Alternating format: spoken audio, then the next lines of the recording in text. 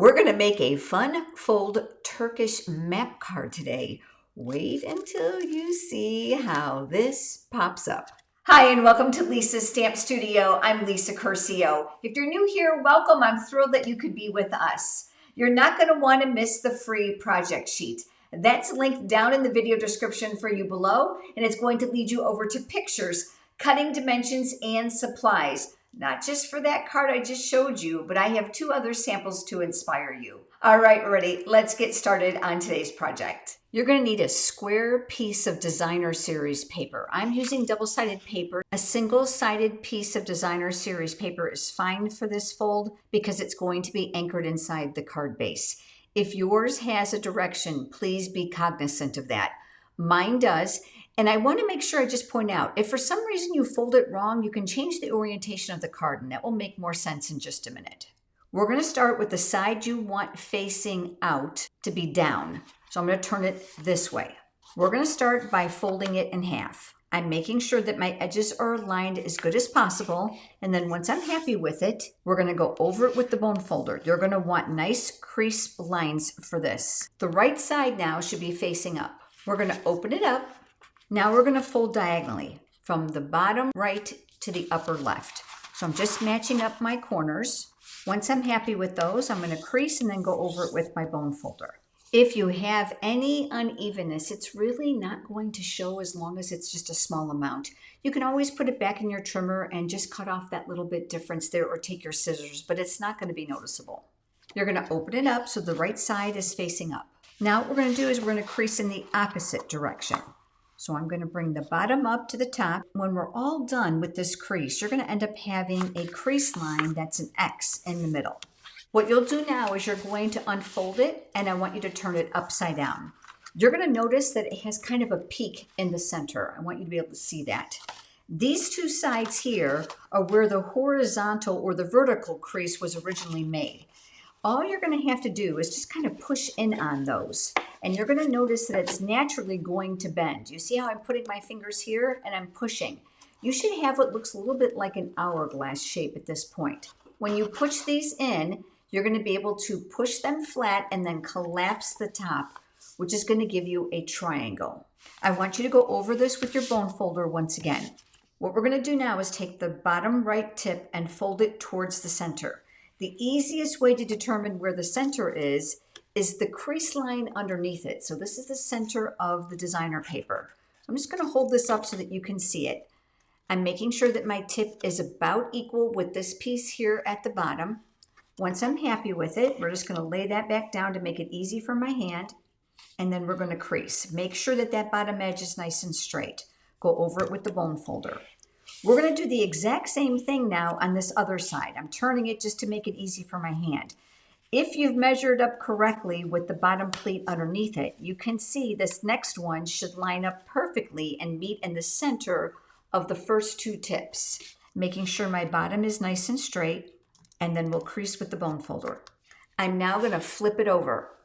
We're going to do the exact same thing on these sides. One more time, you're going to see the center is here, so I'm going to hold that closed.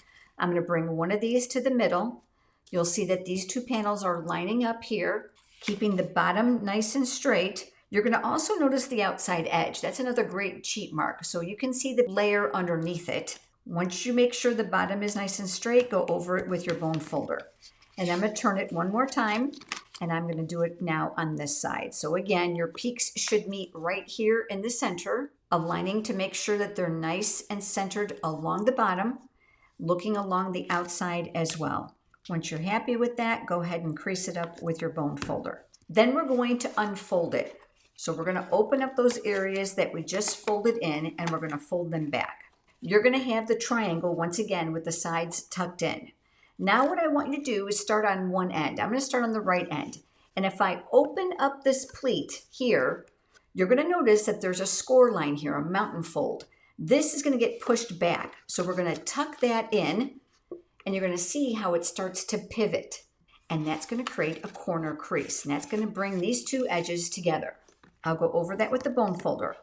We're going to open up the left side. Again, there's your peak. We're going to push that mountain fold back, and then we're going to crease. And again, over with the bone folder. We're going to flip it upside down and we're going to do the exact same thing now on these outside corners. So again, you've got that peak. We're going to push it in and that's going to collapse these two corners here. And then you're going to pinch. It's now in essence what it's done is it's taken that little triangle and pushed it to the inside. And now we've got one more edge here. There's your mountain fold right here. We're going to push it down and you're going to see that these two come together and we're going to squeeze them to create that pleat. When you collapse the whole thing, all those outside triangles now are going to fold to the inside, and this is what you're going to have. One more time, I want you to go over it with the bone folder. Eventually, this is going to go into the card either where it's going to open from the top or it will open from the side. I did all of mine from the side. If for some reason you fold the designer series paper pattern in the wrong direction, don't sweat it. Just put it in the card base in a different direction. Now let's talk about mounting this. I'm using a 4 1/4 by 8.5 inch piece of cherry cobbler cardstock. I scored it. This is going to be my card base specifically for this size. Remember, whatever size you made the square, it's going to end up being half of this. So this is now 4 by 4. You're going to be able to adjust that if you want to go bigger. A 12 by 12 sheet of designer paper will turn out to be a 6 by 6 card. Before we move to the inside, it's very important that you decorate the outside cover. Now I've done all the heavy lifting before you joined me because I wanted to focus specifically on the Turkish fold. I've taken some designer series paper. This is from A Little Christmas. I've already mounted it to a piece of very vanilla cardstock to create a layer. I'm going to add some liquid glue around the outside. This now is going to get centered here. I brought in the Christmas Mice Bundle, stamps and coordinating dies. There's some real fun accessory pieces here. And just as I explained, I've already done the heavy lifting. I used the scalloped Christmas cheer dies. Absolutely love those shapes to ground my image, which gave me this. I just stamped him in black ink, used my Stampin' Blends alcohol-based markers. I did add a little bit of Wink of Stella to the brim and pom-pom of the hat, which I'm sure is really hard to see on camera. What we're going to do now is we're going to flip that upside down and we are going to strategically add our dimensionals. So I'm going to go up here in the top right and left corners and then the same down here. I'm purposely leaving the open area in the middle. And then we're going to remove those paper backings, making sure your card opens in the right direction. I want you to take your image. In this case, I'm going to center it. I have about 20 inches of beautiful ribbon here. This one happens to be retired, but you can coordinate with your project with whatever you've got. Because we left that area open in the center, free of dimensionals, you're going to be able to thread that ribbon right through. So we're going to do a little bit to the front and a little bit to the back. Now, before we get to the fold, if you want to embellish last, you can, but just for the sake of the video, I'm going to be using the gold adhesive backed dots. Absolutely love that matte finish because they work really well with all of my projects. I'll take one of those dots and place it down here, another on a slight angle, and I'll finally move the other one up here near the top and just press those in place. They work really well with that metallic that's inside the ribbon that I have. Now that that's done, let's go ahead and let's add the inside. Now I'm going to do something really unique with this one. The other samples I have for you are going to be quite different. Take your Turkish fold and make sure that it's folded flat. Because my pattern is going horizontally, you're going to want the point towards the center crease. Really important on where you lay this. I'm going to flip it upside down and I'm going to add some liquid glue here to the back side. Before you stick it down, I'm going to recommend that you check that direction of the pattern because boy, oh boy, I have done that myself and I've stuck it down upside down. That looks good. And now what I'm looking to do is center the top, the bottom, and the right the best that I can. I don't want the point to touch the crease line. Otherwise, when you fold it, it's going to be too bulky and it's going to crease. Once you're happy with it, give it a good press. Rather than placing glue here, I want you to place glue here. So we're going to come around the triangle once again and that straight edge here at the bottom and the side. Add some liquid glue. So the Turkish fold is closed and then you're going to close the front of the card and you're going to press. When it's dry, you're going to be able to open this up and you're going to be able to see the Turkish fold inside the card.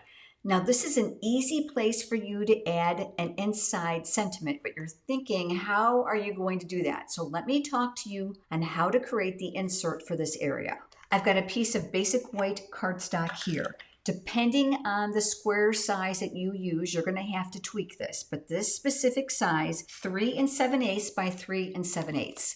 I am going to use my paper trimmer to do 2 for 1, which means I'm going to mark with it and then cut with it. I'm going to line it up at the 1 15th 16th mark, which is that little tiny mark right here before the 2. So I'm going to make sure it's nice and straight here along the top ledge of my trimmer. I'm going to take my pencil and I'm going to come right inside the track and I'm going to make a pencil mark. I'm going to pick it up and I'm going to pivot it, and I'm going to do the same thing now on 3 sides. So that's the second one, and then one more, and this will be the last one. Now I made these very predominant so that you can see them, but all we're going to do is basically connect the dots by cutting it. The black strip inside my paper trimmer is where the cutting and scoring blades travel. Now this trimmer includes both the cutting and the scoring blades. They stay on the track. I absolutely love it for that. You'll find this product in my online store. So I'm going to pivot the paper so those pencil marks are going to fall within that black little strip area here. Once I have them aligned, I'm going to go ahead and I'm going to slice, and that's going to cut off one of the corners. I'm going to pivot it now, and I'm going to do the exact same thing with these other marks. Again, making sure that your alignments are as close as possible. You can go ahead and erase those if you'd like. I'm going to flip it over just for the sake of the video, but this is going to give you that perfect shape that's going to fit inside here. You're going to notice how I've got it resting on the left-hand side. Here's that little card that I've already showed you how to cut. I stamped it all from the same stamp set. I did a wreath and a bow, again, all the same stamp set. I put them up on dimensionals. This is going to slide inside here. I'm choosing not to adhere it, and here is why. I am tipping this now to reveal the other side to you. I took a Target gift card. I added a single glue dot to the back, and those words fit perfectly right next to it. And that's going to slide in here. I found that this worked perfectly to allow the recipient to remove them, plus it gives you extra room to write and sign on the back. Of course, you can add a little ribbon, you can create pullouts, you can make tabs, whatever suits your fancy. But you know what I love about it too? It stands up and the pieces stay inside, which means this is going to make a display that's beautiful and unique. To close it, I just close these up like pockets. You'll see that these slide in and out. And then I just took the ribbon around to the right side. I'm going to teach you how to make what I call a single loop bow. I often find that with thicker ribbon or a ribbon that has metallics or layers in it like this one does, there's a lot of weave to it, that a big bow is often too bulky. So start like you're making a regular bow. And in this case, I am going to bring the other tail through. Instead of stopping to make a bow, I'm going to pull it all the way through so I have 2 raw ends. And then all I'm going to do is pull on that end to make it nice and tight. And then I'm just going to shimmy that ribbon over. Of course, I'll give these a little bit of a haircut, but you'll have that single knot on the side. And the other reason I love this, oftentimes we want to add a little bit of ribbon to a masculine card and a bow looks too feminine. So this single loop bow works great for that. I've just trimmed up the ends of my ribbon, and let me share with you those other designs I created for you. There are very, very few stamps in this one. I just stole greetings from other stamp sets I had. Elegant Leaves and Soiree Salutations. This is designer series paper. This paper is called Autumn Opulence, and it's absolutely beautiful. So this is Blackberry Bliss. I kept it very simple with some retired layering circles dies that have a scallop that's included. These are laser cut printed die cut pieces, part of the designer paper package. All I did was trim it up a little bit closer to the image so there wasn't so much white against the darker paper. I looped some linen threads behind it, added some simple embellishments. And this one pops out and pops up like this. That paper, I wanted to be the star with all the pumpkins and the wheat. This time I anchored that little piece of paper to the inside so this one doesn't slip and remove. And of course, if you wanted to, you could use another designer paper here or another piece of cardstock and decorate it as well. So you can go as simple or as busy as you'd like. And then this one I just left without a specific closure because it does close up pretty nicely. Let me show you one more. My last card is using the Radiant Sunflower stamps and coordinating dies. Lots of options here. I paired it with the Stylish Shapes dies. By far my favorite die set that I have in the studio simply because of the cascading sizes and of course the stitched borders and of course different shapes. and I created this card. The designer series paper is called Sunflower Fields, and they're all beautiful inside that package. Die cut the sunflower, the center, and the stem. Simple greeting from the stamp set, and of course a butterfly, all from the same stamp set.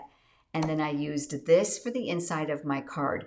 Very, very simple. I die cut one smaller sunflower from that die set and attached it there just for a little bit of an embellishment. And I allowed that paper once again to be the star of the inside of this beautiful pop-out card. Regardless if you're making it for Christmas, for fall, thinking of you, birthday, whatever it is, this is going to be a fun fold that they are going to love. Okay, I'm dying to know. Are you going to make the one with the pull-out pockets, or are you going to adhere the greeting to the inside of your card? Pop down right now in the comments and let me know. Your feedback is so important to me as I design new projects. You tell us this is your favorite online stamping retreat of the year, and we hear you. It's coming in September, but right now you can join the no obligation waitlist. And if you do at onlinestampingretreat.com on the day registration opens, which is September 1st, you're going to be emailed a coupon code to save $10 off the registration. Normally $45, but you'll pay a discounted price of $35.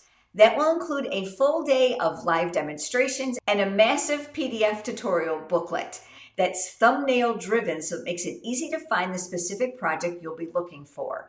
In addition to that, we do 50 random giveaways. You'll get all the information and be able to sign up for the no obligation waitlist over at onlinestampingretreat.com. And I know that you love to be inspired as well as being kept in the know about sales and promotions.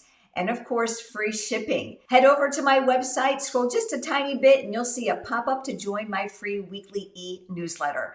Do that, and I'll make sure you never miss out on all the fun or the details. There are lots of ways you can support me here at Lisa's Stamp Studio, including Stamp Studio memberships. Those are all linked down in the video description for you below, or of course, you can head over to my website. Thank you so much for being here today, and I look forward to having you join me next time. Have a great day.